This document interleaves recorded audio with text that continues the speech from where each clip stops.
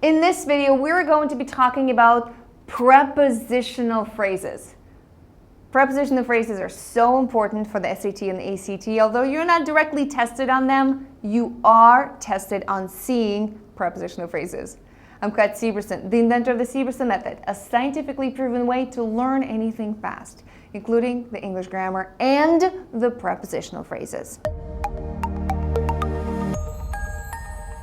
Prepositional phrases are a huge part of the English language, and what's important about them is that they always begin with a preposition and they always end with a noun. So it's really easy to see them in the sentence and to identify them. What's important to know that your subject or your verb, your most important parts of the sentence, are never going to be inside of a prepositional phrase. So let's talk about prepositions, what they are and what they look like. The way I like to teach prepositions is this. What can a mouse do to a house? Just picture this in your mind. What can a mouse do to a house? Well, the mouse can go in. The mouse can go out. The mouse can have a friend and bring him with you, or with the mouse, so with. They can have an argument and the mouse can leave without the friend.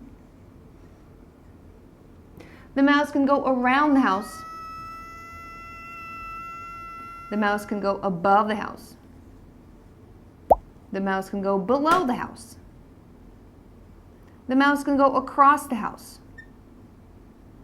The mouse can go at the house, of the house,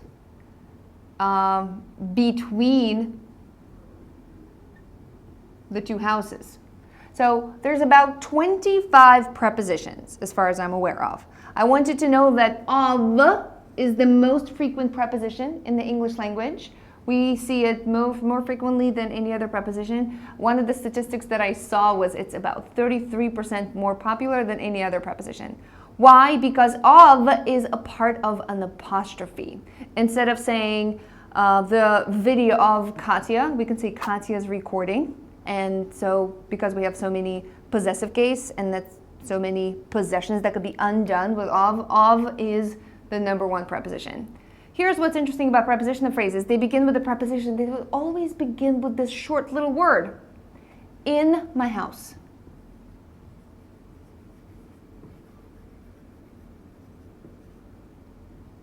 That is a preposition, and I like to just bracket them off when I see them in the text. So if you're reading a sentence, let's say, my favorite, people make videos on YouTube, on is a preposition because obviously a mouse could be on the house.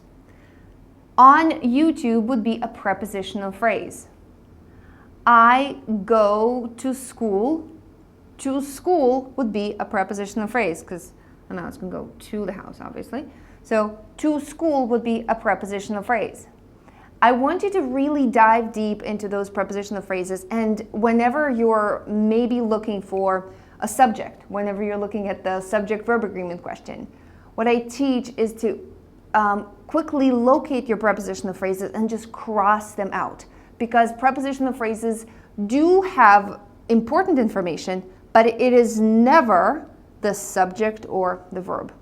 So prepositional phrases are super good to know, and they could be as long as a couple of lines, and they can sometimes include and for. And I'm just going to show you a couple of prepositional phrases. Okay, so it's okay to record. Cool.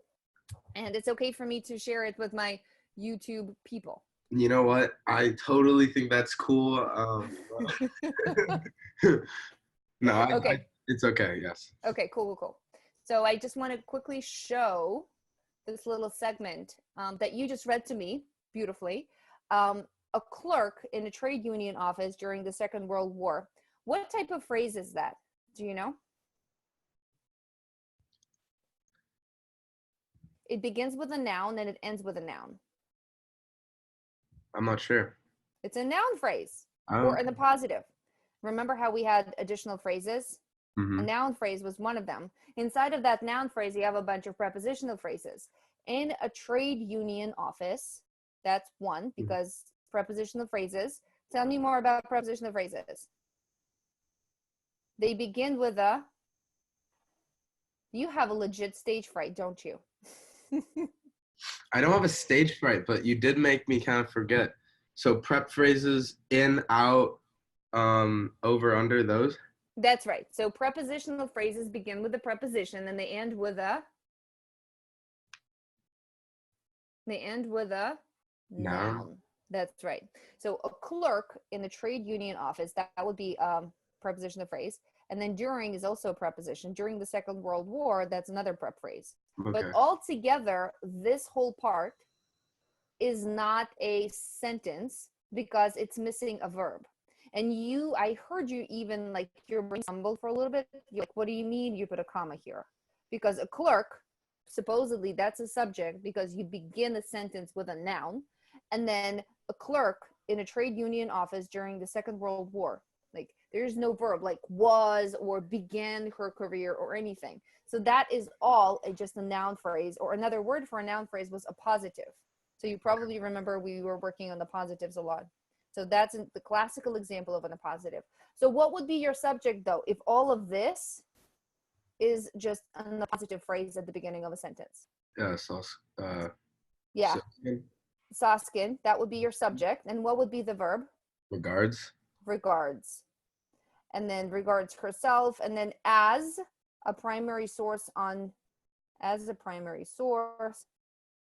history of the shipyards, and conjunction, but there's no comma because this is not an independent clause, and factories, enrichment, and especially, do you see how especially is offset with commas on both sides, on the role and condition of women and African Americans in those industries. This is how many prepositional phrases you can see in one little sentence. Wow. It's like 1, 2, 3, 4, 5, 6, 7, 8, 9. And when you know how to syntactically analyze the sentence, you actually see that the sentence is about this woman who's a park ranger who regards herself as a primary resource on history because she was a clerk in the trade union office during the Second World War.